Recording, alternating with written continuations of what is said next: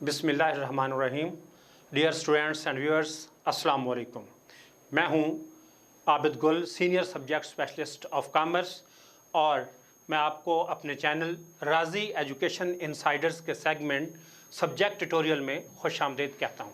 हमारा सब्जेक्ट है बैंकारी, जो कि हम इंटर लेवल पर डिस्कस करते हैं, और इसमें हमारा आज का टॉपिक है मरकज़ी बैंक की ज़र्री पॉलिसी, जिसको हम माली पॉलिसी भी कहते हैं। तो आइए स्टूडेंट्स, हम अपना आज का टॉपिक शुरू करते हैं। तो आइए हम अपना आज का टॉपिक शुरू करते हैं मरकज़ी बैंक की ज़र्री पॉलिसी या माली पॉलिसी। जो तिजारती बैंक होते हैं उनके बुनियादी फ़राइज़ में कर्ज़ देना और अमानतें वसूल करना शामिल होता है। अब बहुत से तिजारती बैंक जब कर्ज़ देते हैं लोगों को, तो बहुत सी किस्मों का कर्ज़ दे रहे होते हैं। तो ये मुमकिन है कि मुल्क में ज़र एतबार की ज़्यादती हो जाए, यानी मुल्क में करेंसी ज़्यादा हो जाए। जब ऐसी सूरत हाल होती है तो हम उस सूरत हाल को कहते हैं अफराते ज़र का हो जाना। अफराते ज़र के अपने बहुत से मसाइल हैं, जिसमें बहुत जो कॉमन मसाइल हैं वो ये हैं कि कीमतें बहुत ज़्यादा बढ़ जाती हैं, बेरोज़गारी हो जाती है, जो तनख्वाहदार तबका है वो इससे बहुत ज़्यादा मुतासर होता है, और इस तरह के दीगर मसाइल पैदा होते हैं। वो भी मुल्क के लिए कोई अच्छी सूरत हाल नहीं है।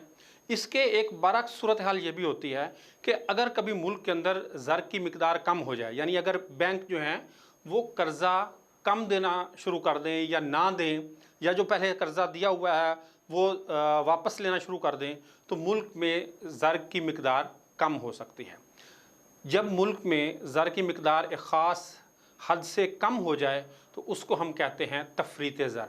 तफरीते ज़र का होना भी मुल्क के लिए कोई अच्छी सूरत हाल नहीं है, इसके भी काफ़ी बहुत से मसाइल पैदा होते हैं।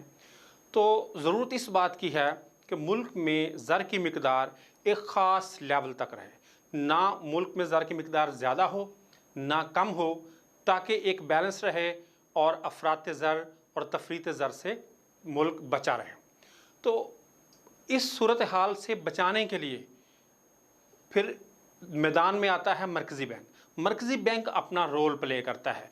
मरकज़ी बैंक कुछ ऐसे इक़दामात करता है, कुछ ऐसे स्टेप्स लेता है जिससे वो मुल्क के में अफराते ज़र और तफरीते ज़र की सूरत हाल को काबू में रखने की कोशिश करता है। तो इसकी तारीफ़ हम ये बयान कर सकते हैं कि माली पॉलिसी या ज़र्री पॉलिसी से मुराद किसी मुल्क के मरकज़ी बैंक की तरफ से इख्तियार करदा वो इक़दामात हैं जो कि मखसूस मुआशी मकासद के हसूल के लिए उठाए जाते हैं। अब हम इसको देखते हैं, इसके थोड़े से सेगमेंट करते हैं कि माली पॉलिसी से मुराद क्या है। मुल्क के मरकज़ी बैंक की तरफ से इख्तियार करता, यानी ये काम करता कौन है, माली पॉलिसी बनाता कौन है, उसको तैयार कौन करता है, मरकज़ी बैंक करता है। पहले हमने ये देखना है कि ये काम करता कौन है, मरकज़ी बैंक करता है। अच्छा, वो काम हैं क्या? ये वो इक़दामात हैं, कुछ स्टेप्स हैं, कुछ चीज़ें ऐसी हैं जो वो इख्तियार करता है। अच्छा, वो क्यों करता है इख्तियार? उसके मखसूस मुआशी मकासद होते हैं। अब मखसूस मुआशी मकासद में, जैसे कि मैंने पहले कहा कि अफराते ज़र और तफरीते ज़र से बचना बुनियादी मकसद होता है, ताकि मुल्क में मुकम्मल रोज़गार की सतह कायम रहे और मुल्क में कीमतों में भी इस्तेहकाम रहे, मुआशी तरक्की हो। तो मरकज़ी बैंक की ज़र्री पॉलिसी या माली पॉलिसी से हमने कहा कि ये वो इक़दामात हैं जो उठाता कौन है, मरकज़ी बैंक। किस लिए करता है? मुल्क के मखसूस मुआशी मकासद के लिए, यानी मुल्क में ज़र की मिकदार को एक ख़ास लेवल पर रखने के लिए करता है, ताकि मुल्क में अफराते ज़र और तफरीते ज़र से बचा जा सके। और अफराते ज़र और तफरीते ज़र से बचना क्यों ज़रूरी है? हमने पहले भी कहा कि ना अफराते ज़र मुल्क के लिए अच्छी है, ना तफरीते ज़र मुल्क के लिए अच्छी है। हमारे जैसे मुल्क जिस तरह पाकिस्तान है, तो इसमें हमेशा अफराते ज़र का मसला दरपेश होता है। कीमतों का बहुत ज़्यादा फ्लक्चुएट होना और ख़ास तौर पर कीमतों का बहुत ज़्यादा अप हो जाना, ये हमारे लिए बहुत नुकसानदेह है। तो मरकज़ी बैंक अगर इफ़ेक्टिव तौर पर ज़र्री पॉलिसी या माली पॉलिसी को अप्लाई करता है तो इस मसले से बचा जा सकता है। अच्छा, अब ये करता क्यों है? मखसूस मुआशी मकासद हमने कहा, तो वो कौन कौन से हो सकते हैं? उसके लिए जो सबसे बुनियादी है, सबसे बड़ा है, वो है कीमतों में इस्तेहकाम।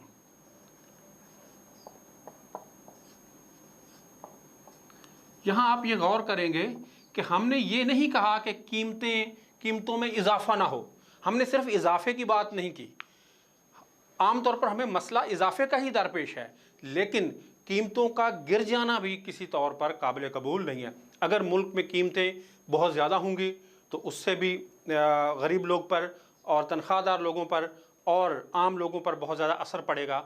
और अगर कीमतें बहुत कम हो जाएंगी तो जो प्रोड्यूसर हैं, जो इन्वेस्टर्स हैं, जो कारोबारी हजरात हैं, उनके लिए वो नाकाबिल कबूल हो जाता है। तो दोनों सूरतें जो हैं मुल्क में अफरात ज़र की, कीमतों के बहुत ज़्यादा हो जाने की और कीमतों के बहुत ज़्यादा गिर जाने की, ये दोनों सूरतें ठीक नहीं हैं।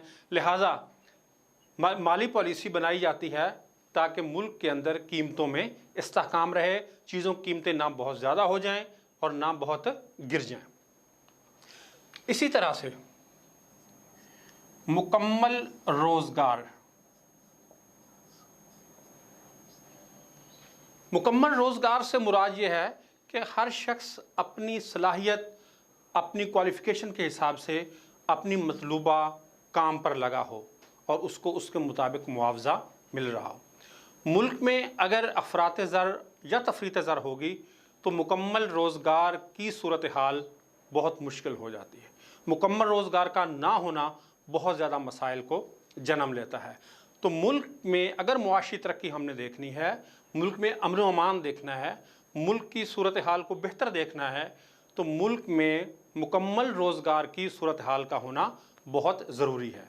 और यही बात मरकज़ी बैंक के जहन में भी होती है, उसकी पॉलिसी में भी यही बात मद्देनज़र रखी जाती है कि ऐसे इक़दाम उठाए जाएँ ताकि मुल्क के अंदर मुकम्मल रोज़गार की सूरत हाल कायम रहे।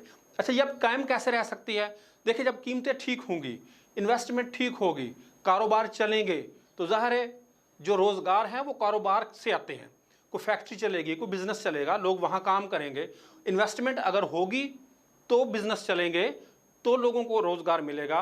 तो अगर मरकज़ी बैंक सही समत में चल रहा है और ज़री पॉलिसी को सही तौर पर लागू कर रहा है, तो उससे सूरत ये होगी कि बिज़नेस फले फूलेगा, बिज़नेस तरक्की करेगा, नई इन्वेस्टमेंट होगी, नए कारोबार होंगे, बहुत से लोगों को वहाँ पर जॉब्स मिलेंगी, रोज़गार मिलेगा। तो इसका मकसद ये भी होता है कि मुकम्मल रोज़गार की सूरत हाल को कायम रखा जाए। अब जो इसका तीसरी एक मकसद है वह है मुआशी तरक्की। अब मुआशी तरक्की किसी एक चीज़ का नाम तो है नहीं कि ये काम हो जाए तो मुआशी तरक्की हो जाएगी।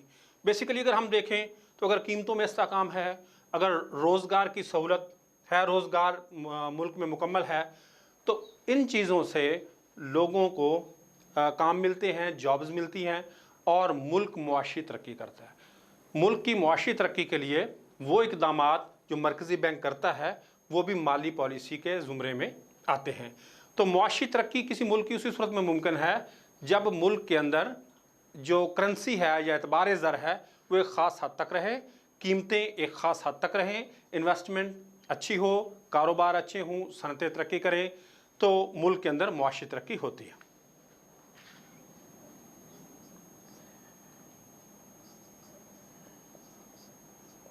सोने के ज़खायर कायम रखना। अब सोने के ज़खायर कायम क्यों रखना ज़रूरी है, पहले तो हम ये देखते हैं। इसलिए कि जब हम नोट जारी करते हैं तो उसके लिए भी हमारे पास धाती ज़र का होना ज़रूरी है। अगर हम अपने करेंसी की चाहते हैं कि कुछ वैल्यू हो, कुछ कदर हो, फिर जो बैनुल अक़वामी अदायगियाँ और हैं उनके लिए भी सोना हमारे लिए होना ज़रूरी है। तो सोने के ज़खायर कायम उसी सूरत में रह सकते हैं जब मरकज़ी बैंक एक ख़ास हद तक जो है वो अपनी पॉलिसियाँ अप्लाई करता है और मुल्क में अफरात ज़र और तफरीत ज़र से बचाता है। सोने के ज़खायर उसके पास मौजूद होते हैं, उससे ये होता है कि मुल्क की करेंसी की कदर बढ़ती है, बैनुल अक़वामी अदायगियों के लिए आपके पास करेंसी और धाती ज़र अवेलेबल होता है। इसी तरह से बुलंद मेयार ज़िंदगी। देखिए, ज़िंदगी तो सब गुजार रहे हैं, लोग अमेरिका में भी गुजार रहे हैं, पाकिस्तान में भी गुजार रहे हैं, अफ़गानिस्तान में भी गुजार रहे हैं, अफ्रीकी मुल्कों में गुजार रहे हैं, लेकिन असल मैटर करता है मेयार ज़िंदगी क्या है, आपके लोग खुशहाल कितने हैं, जदीद टेक्नोलॉजी से जो है इस्तिफ़ादा कितना कर रहे हैं, या उनकी खुराक प्रॉपर है, उनकी रिहाइश प्रॉपर है, अमन व अमान का मसला जो है वो किस हद तक ठीक है। तो बुलंद मेयार ज़िंदगी से मुराद ये है कि लोग अच्छे खुराक खा रहे हों, अच्छे लिबास पहन रहे हों और उनकी सहूलियात हों, जो आसाइशात हैं वो उनको अवेलेबल हों। ये भी एक मकसद है मरकज़ी बैंक का कि लोगों की मेयार ज़िंदगी को बुलंद किया जाए। अब लोगों की मेयार ज़िंदगी बुलंद कैसे होगी?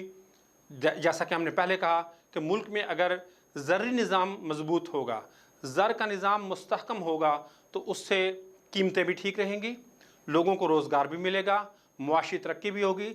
जब ये सारी चीज़ें होंगी तो लाजमी तौर पर लोगों के मेयार ज़िंदगी बुलंद हो जाएगा। इसी तरह से उसका जो नेक्स्ट मकसद है वो है शरह मुबादला में इस्तेहकाम।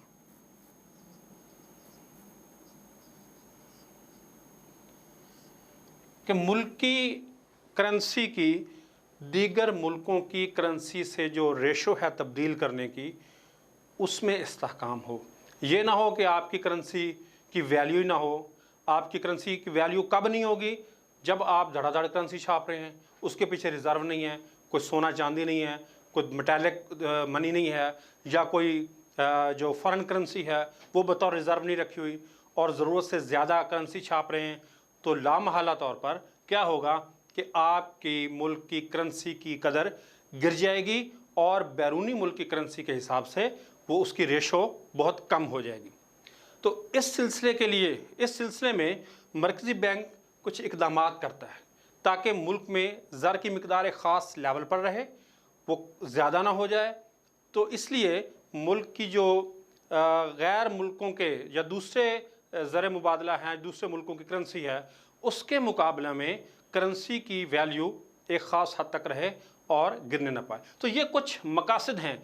ये ज़ाहिर है कि हम मुकम्मल मकासद इसके बयान नहीं कर सकते। मुकम्मल मकासद में हम यही कह सकते हैं ओवरऑल कि मुल्क के अंदर ओवरऑल ज़र निज़ाम को मजबूत करना, कीमतों को महफूज करना, बहुत ज़्यादा कम ज़्यादा ना होने देना, और रोज़गार को एक ख़ास लेवल पर मुकम्मल रोज़गार कायम रखना, मुआशी तरक्की करना, सोने के ज़खायर बढ़ाना, और ओवरऑल इन सब का मकसद जो होता है वो ये होता है कि लोगों का मेयार ज़िंदगी बुलंद रहे।